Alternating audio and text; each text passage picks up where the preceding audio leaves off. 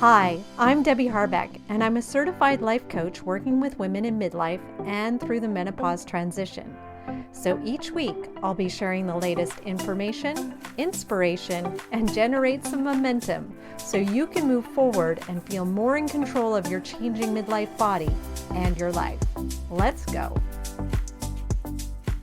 Hi, and welcome back to the Midlife Momentum Podcast. So, today, as usual, I like to bring topics that show up in my coaching sessions or show up in my life. And this is both. This particular topic shows up in both places, but it's funny because it's shown up a few times this week in coaching. So, I said, I have to talk about it. And it's diving into a phrase that you've probably said. I'm almost 100% sure you've said this, you've heard this, or you've at least thought this is it must be nice. For example, I mean, like, it must be nice to sit on the couch and watch TV while I'm here vacuuming. Or it must be nice to have a partner who helps out. Or it must be nice to afford a vacation. Or it must be nice to lose weight without even trying. I'm sure some of these resonate with you. And I've said it too. And I was thinking back to a time where I know I've said this, and commonly it's around a holiday. So, like Christmas time, I am in the middle of craziness. I'm cooking everything. It's what I do. It's what I choose to do, but I forget that. And then my partner, he decides he's going out for a run in the middle of my craziness.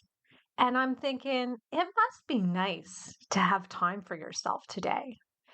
And, you say it in that tone, like that tone that I just used, and you know what I mean. It feels kind of high and mighty, but it's really coming from like this deep, dark place inside us. And so today, what I want to unpack what this is and how it impacts you and how you can actually move past it, because that's what we do in coaching. So let's start by just calling this phrase what it actually is. It's a sign of resentment, but more specifically and more deeply and more inside you, it's disempowered desire. That means it's about you and your desires and not actually about the other person. And it's disempowering you. It's this negative feeling inside you. And over time, it can lead to bitterness and anger. So when we say it must be nice, it's often when we're either comparing ourselves to someone else, like it must be nice to be able to eat whatever you want. Or maybe you're feeling deprived from something you deeply want, like it must be nice to be able to afford that house. Or maybe we're judging someone else for having something we don't feel like we're allowed to have.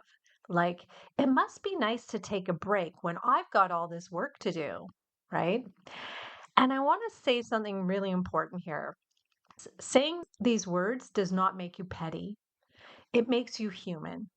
It's actually a signal from your inner self, and this signal is telling you something. And if we listen, it's saying, hey, I want that too, but I don't believe I can have it. So if we get curious instead of judgmental, we start to shift our minds. So let me give you a few more examples of it must be nice that I hear from women I coach, but of course also from myself. And maybe you'll recognize yourself in some of these. And I'll also offer a translation with each one of them to what you're really trying to say when you say them. So the first one is, it must be nice to have time to go to the gym. So the translation would be, I want to prioritize myself, but I don't think I'm allowed to. Hmm. That is a translation. That's me saying that. Here's another one. It must be nice to be able to afford someone to clean your house. The translation is, I am overwhelmed and I'm craving support, but I feel guilty asking for help. Something to think about. And the last one is, it must be nice to just leave a job and start a business. And the translation to that is, I feel stuck and I'm scared to take the leap. Do you see how these aren't really about the other person? They're about you. They're about your dreams, your limits, your beliefs.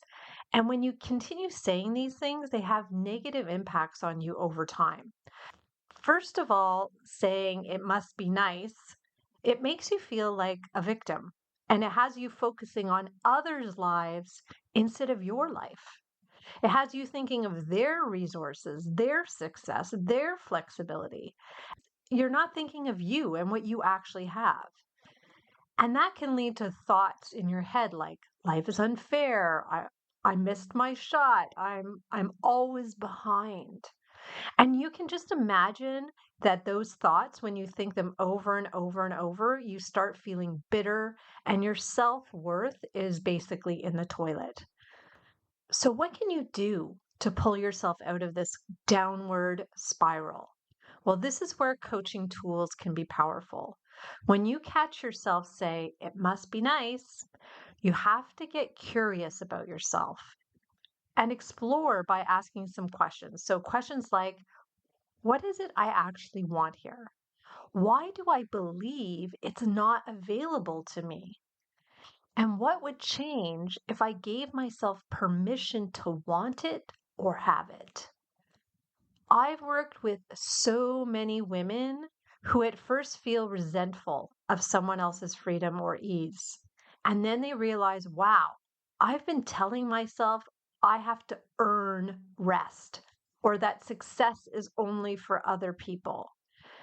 And I've come myself to these conclusions where I realize what I've been doing.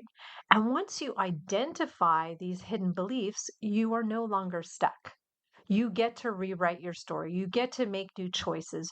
You can start showing up with more agency over your life. And this turns into kind of a momentum. So it's amazing how you can turn this around. So today, here's what I want you to take away. That little voice inside your head, the one that's whispering, it must be nice. It's not trying to shame you or bring you down. That voice, she's trying to wake you up.